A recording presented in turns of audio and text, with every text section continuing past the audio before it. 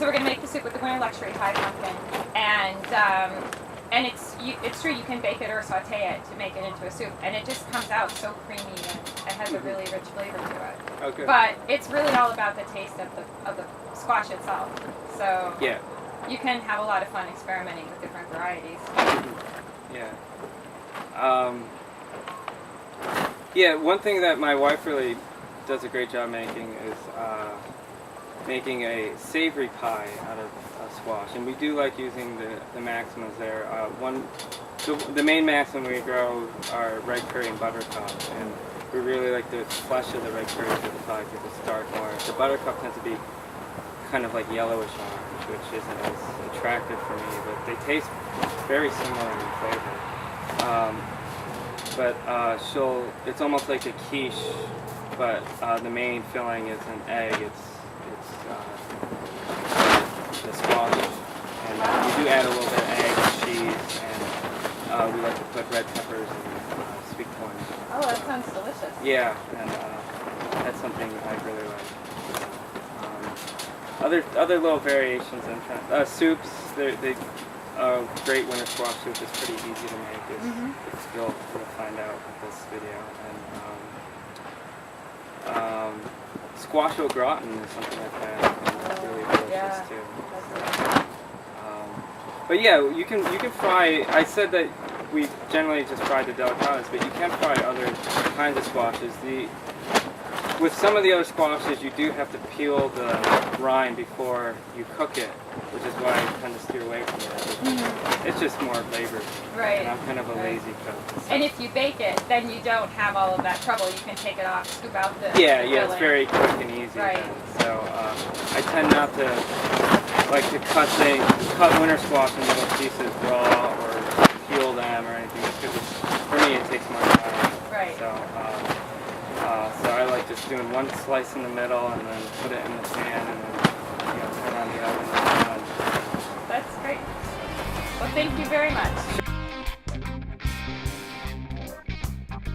We're back from Stick and Stone Farm, and we've done quite a lot of cleaning up after all of that mud puddle playing.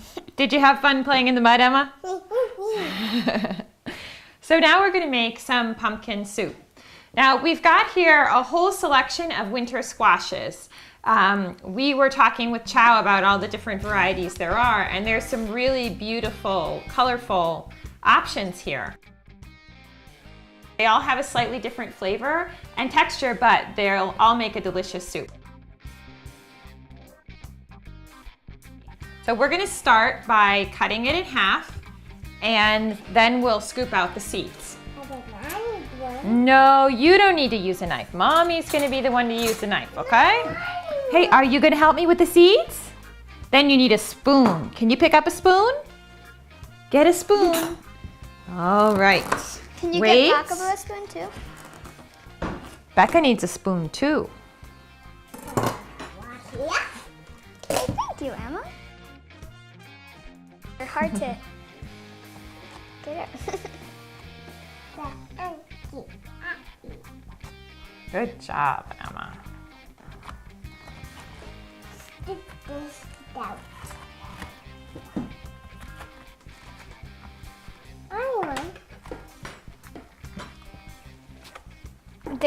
They're clinging. Well, what we want to do is scrape around the edge with the spoon, and they'll actually come up pretty easily. Just scraping around the edge with the spoon. And that'll get them up. You try. Oh, Emma's got it. Look at all those seeds. How do they feel, Emma? Yeah. They feel sticky. Yeah. Wet. Well, it's about the same as scooping seeds out of a jack-o'-lantern pumpkin. Kind of gooey and messy, but kind of fun too.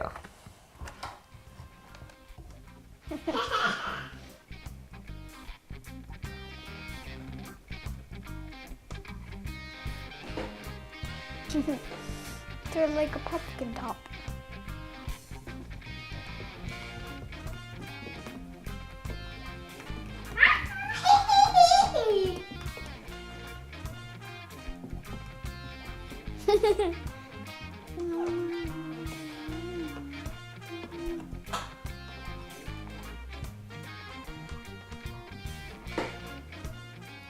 Okay, we've gotten them all cleaned out and we've wiped the slimy guts off our hands, right?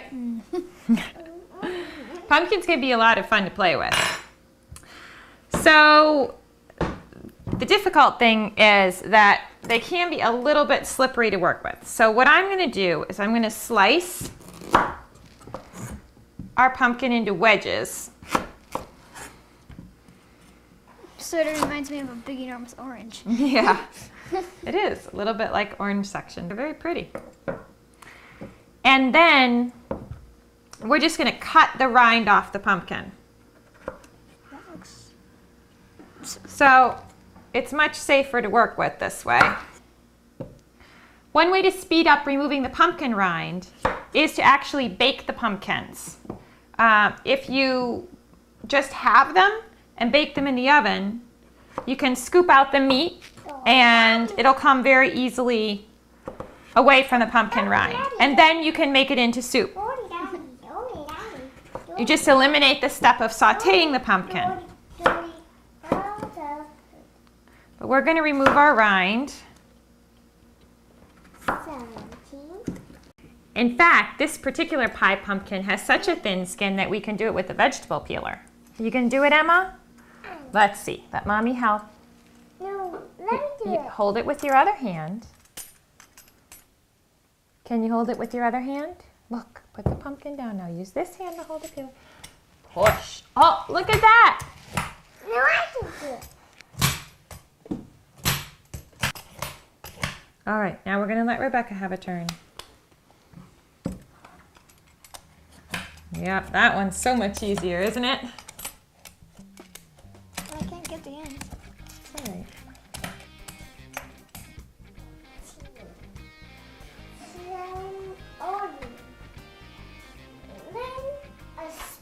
That's right. We're just going to rough cut the pumpkin into big chunks. We'll be sauteing it and then putting it in the blender later. So they don't need to be all exactly the same size. Okay, now we've got that pie pumpkin all chopped up. We're ready to cook the soup. We're going to start with a stock pot over medium heat. We're going to add a couple of tablespoons of butter, about a tablespoon of oil,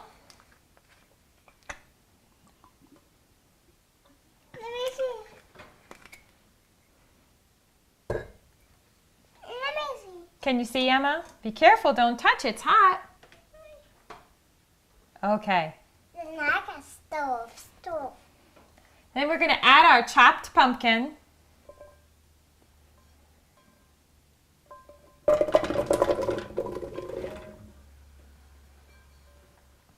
I can ask school.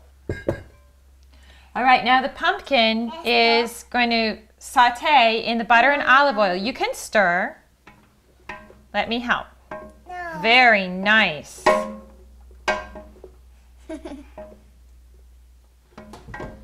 Of course, every stove is different, so you may need to adjust the heat in order to get the squash to brown. But it's the browning, the caramelization of the squash that's going to give you such a great flavor later on. We've cooked the squash for about 10 minutes. It's cooked down and browned and caramelized for us. And now we're going to add the rest of our ingredients.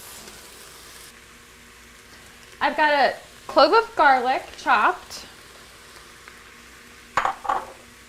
a couple of onions roughly chopped, and a potato that we've peeled and diced. Cook with the squash. We're adding a teaspoon of cinnamon,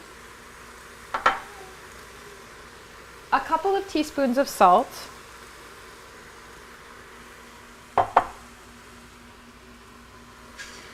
black pepper to taste. I usually add about a tablespoon, a half cup of real maple syrup, and then we're going to add 6 cups of chicken broth. Of course, you could use vegetable broth as well.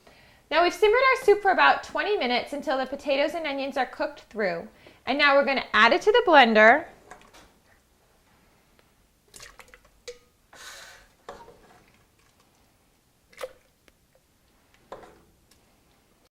Along with half a cup of cream, milk, or sour cream.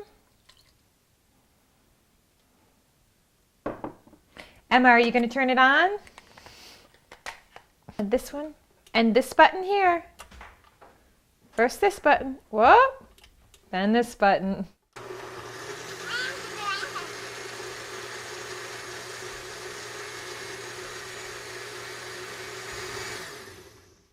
And blend it until completely smooth.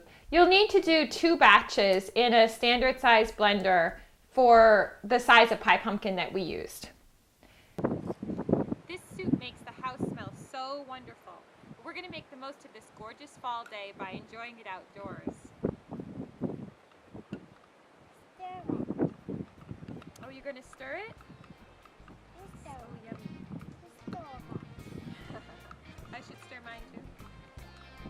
It's thick, isn't it?